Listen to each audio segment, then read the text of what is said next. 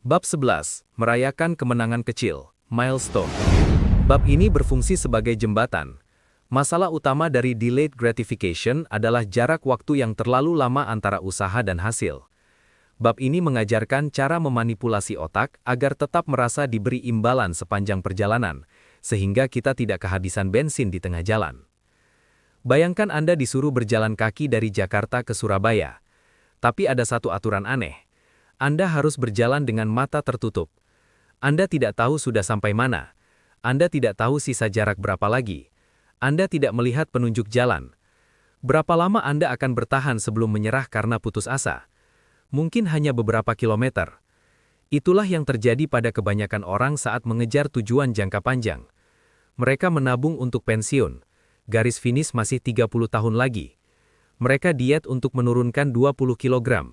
Hasil baru terlihat berbulan-bulan lagi. Otak kita membenci ketidakpastian.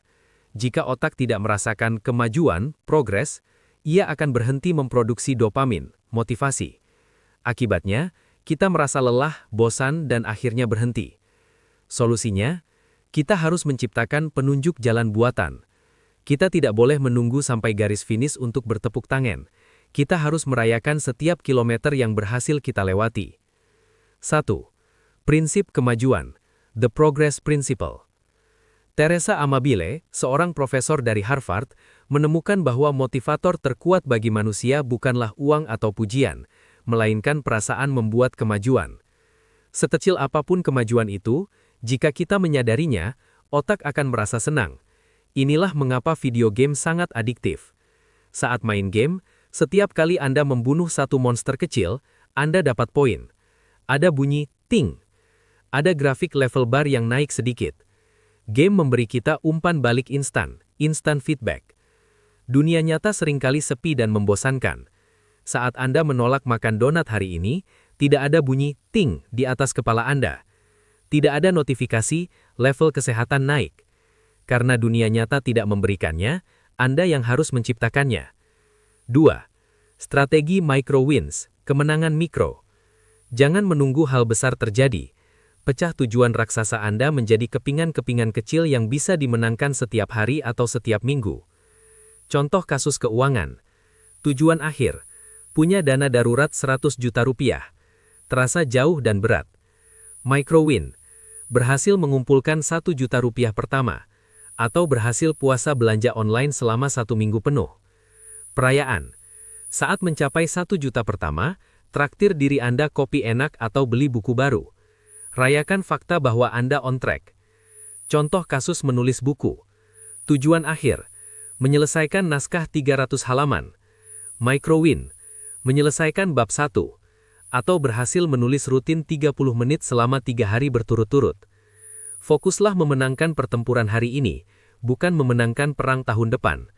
Jika Anda menang hari ini dan besok dan lusa, kemenangan besar akan datang dengan sendirinya. 3. Seni memberi hadiah yang benar. Hati-hati, ini adalah bagian di mana banyak orang terpeleset. Ada 2 jenis hadiah. Hadiah yang sabotase, toxic reward. Hadiah yang memperkuat, reinforcing reward. Contoh kasus diet. Anda berhasil makan sehat selama 6 hari. Reward sabotase. Yes, hari ke-7 aku boleh makan all you can eat sampai muntah. Ini merusak defisit kalori seminggu dan mengembalikan mentalitas rakus. Reward memperkuat. Yes, karena berhasil seminggu, aku akan beli sepatu lari baru yang keren atau pergi pijat refleksi. Ini membuat Anda merasa nyaman dengan tubuh Anda dan semakin semangat olahraga. Contoh kasus hemat. Anda berhasil menabung target bulan ini. Reward sabotase. Mengambil uang tabungan itu untuk belanja barang konsumtif. Reward memperkuat. Membeli dompet berkualitas bagus atau kursus investasi. Pilihlah hadiah yang membuat Anda berkata, enak juga ya jadi orang disiplin, saya mau lanjut lagi ah. 4. Visualisasikan jejak Anda. Karena seni menunda kepuasan seringkali tidak terlihat, karena tidak belanja, tidak makan, tidak marah, kita butuh bukti fisik bahwa kita sudah melakukannya. Teknik toples kelereng. Siapkan 2 toples. Toples A, berisi 100 kelereng atau klip kertas. Toples B, kosong. Setiap kali Anda melakukan tindakan disiplin, Misalnya sales call, lari pagi, menabung, pindahkan satu kelereng dari A ke B. Bunyi klotak saat kelereng jatuh adalah dopamin instan.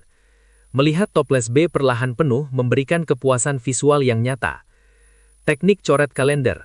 Seperti dibahas di bab 9, melihat deretan tanda silang merah di kalender tanpa putus adalah kebanggaan tersendiri.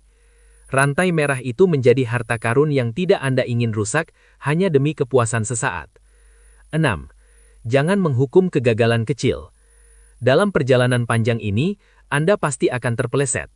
Suatu hari Anda akan hilaf makan gorengan. Suatu bulan Anda akan boros. Itu manusiawi. Masalahnya bukan pada terpelesetnya, tapi pada reaksi, masa bodoh, what the hell effect.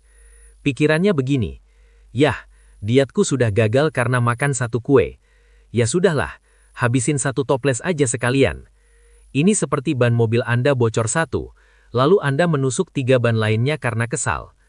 Jika Anda gagal merayakan kemenangan kecil, melewatkan satu target, jangan menghukum diri berlebihan. Akui kesalahan itu. Oke, tadi aku impulsif. Maafkan diri sendiri. Aku manusia, wajar salah. Langsung kembali ke jalan. Jam makan berikutnya, aku akan makan sehat lagi. Ingat, jangan pernah melewatkan 2 kali berturut-turut. Gagal sekali itu kecelakaan. Gagal 2 kali itu awal dari kebiasaan baru yang buruk. Kesimpulan, menikmati the grind. Bab ini mengajarkan kita untuk mengubah proses yang menyakitkan menjadi permainan yang menyenangkan, gamification.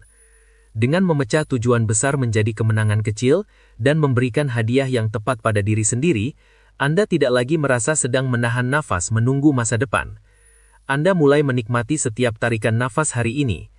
Anda mulai mencintai prosesnya, falling in love with the boredom. Dan ketika Anda sudah mencintai prosesnya, hasil hanyalah efek samping yang pasti terjadi.